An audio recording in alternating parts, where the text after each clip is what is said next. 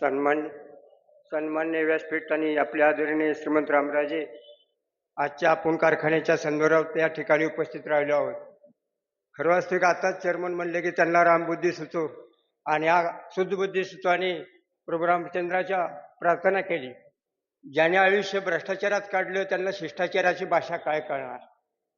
ज्या संधी अधिकाऱ्याची अंडरवर्टच भ्रष्टाचाराची, स्वतःची अंडरवर्ट भ्रष्टाचाराची घालून तो कारखान्यात शिष्टाचाराच्या भाषा श्रीराम कारखान्यावर करत असेल तर त्याची अपेक्षा काय ठेवावी.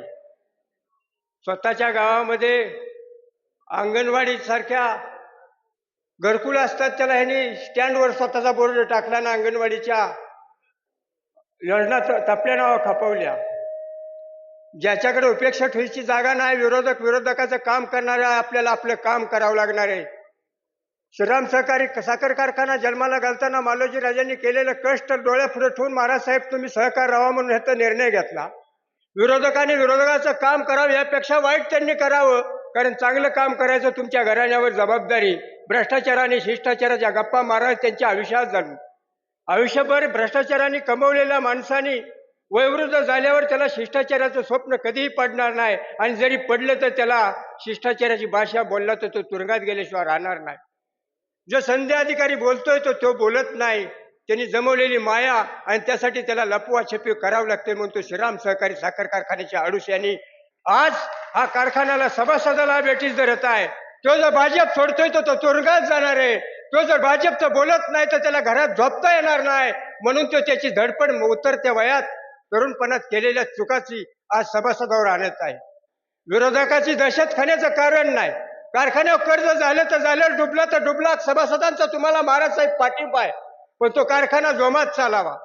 आज सत्ता नसल्यावर काय भोगावं लागतं हे आमच्याही लक्षात आले. महाराजसाहेब तुमच्या एका फोनवर कारखाना चालत होता, आम्ही सुद्धा संचालक होतो. आमच्या मीटिंग मधले विषय आणि कारखान्याची परिस्थिती अतिशय व्यस्त असायची. ज्यावेळेस दिवाळीचा बोनस यायचा त्यावेळेस कामगाराला बोनस द्यावा लागायचा, त्यावेळेस कोट 2-2 कोट लागायचे. कारखान्याच्या खात्यात पैसे नसायचे. प्रश्न एकच असायचा, रामराजांना फोन करून काहीतरी मार्ग काढू. महाराज साहेब तुमच्या फोनने हा कारखाना चाललेला आहे, त्याचा मोठा साक्षीदार आम्ही.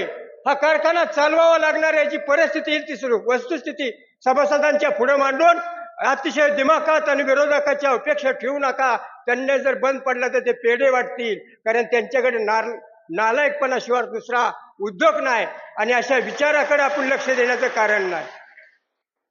फलटणला विमानतळाची स्वप्न आहेत, पण कारखाना बंद पाडण्यास त्याचबरोबर लक्ष नाहीत. ही फलटणच्या जनतेला कळत नाही असं नाही.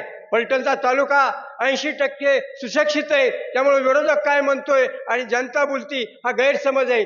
फक्त सत्ता ही सत्तेने दाबली, सत्य अमर आहे, आणि त्यामुळे सत्य अमर करायचं असेल तर सत्तेला दाबून सत्य पुढे आणा आणि कारखाना पुन्हा जोमात उभा करा. महाराज साहेब तुमच्या डोक्याशिवाय हा कारखाना चालू शकत नाही, आणि सभासदांना आव्हान करा, आम्ही तुमचं पालन करू. जय हिंद.